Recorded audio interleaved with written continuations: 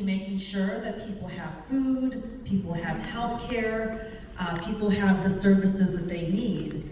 And in 2017, under the first Trump administration, Supervisors Wilma Chan and Richard Valle formed a committee to protect immigrants. And out of that committee came a report that was released in 21, which said that we needed to have an Office of Immigrant and Refugee Affairs. And during the first Trump administration, we had a rapid response network, a community coalition, a lot of infrastructure during that time. But unfortunately, after Trump's first administration and during Biden, all of that went away. And so what happened was, when I got into office in January, I worked with our board to form a committee called Alameda County Together for All, or ACT for All. I chair that committee, and since February, we've been meeting every month to look specifically at what are the federal policy changes and budget decisions that are impacting our community.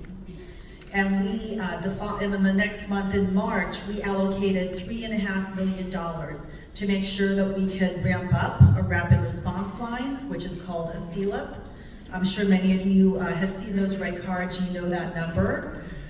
We also ramped up a community organizing network called ACUDIR, which hopefully you're familiar with, organizing in our communities and our workplaces.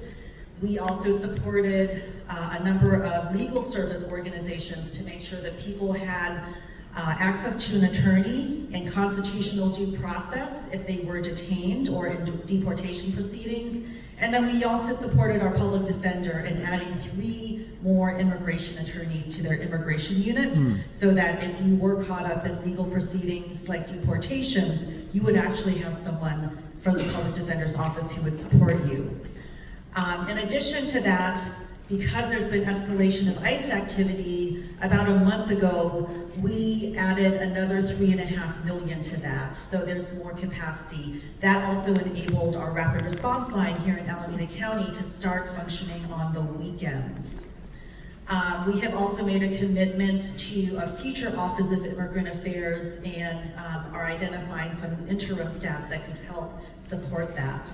But one of the things I really wanted to mention is that during last week's ICE escalation and the threat of having 60 to 100 federal agents here at Coast Guard Island, in Alameda, the border of Oakland, and also potentially having Border Patrol here, you know, it was a really hard practice session for us.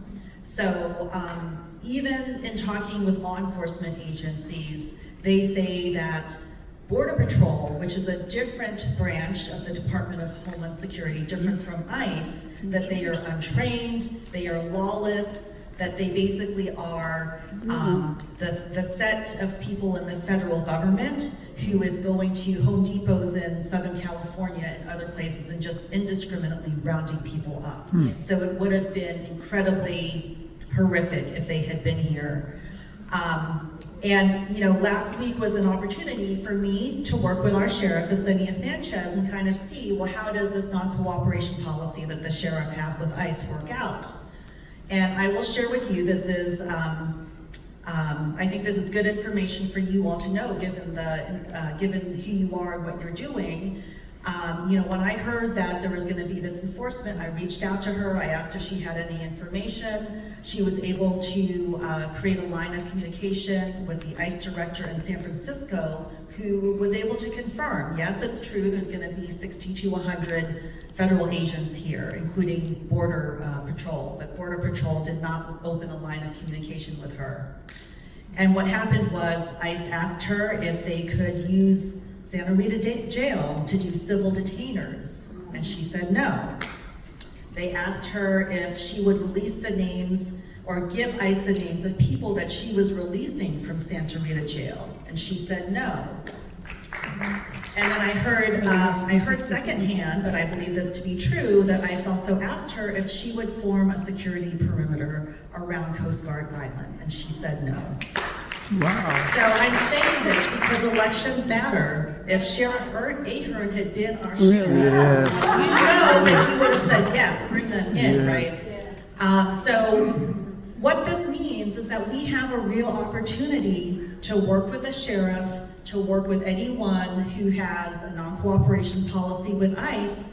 And what I want to do is think about all of the scenarios scenarios if there is an ICE escalation, or even with what's currently happening, and what do we have to do to ensure that our law enforcement is really protecting us. I gave another scenario that I had been hearing from community members to both OPD and to the sheriff. And I know that other people have been asking this. If someone comes to my door, my home, or my office, they are unidentified, but they don't have a signed judicial warrant, and it seems like they are trying to kidnap me or somebody in my office or my household, can I call 911 and ask for help? And the sheriff immediately said, yes, that is a potential kidnapping. You should call 911 and the sheriff will come. And that is, of course, if you live in the unincorporated areas, that's where the sheriff has jurisdiction.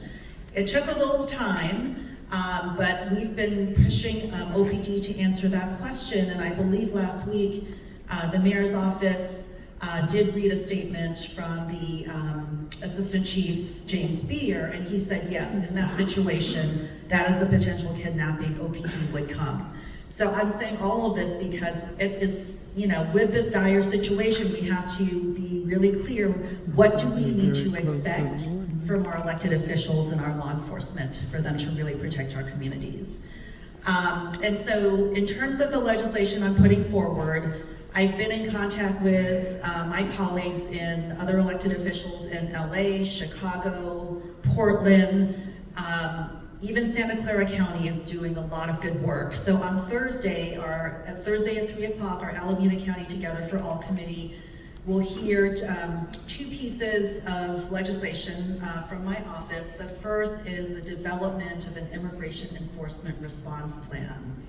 And this is basically to look at how can our public-facing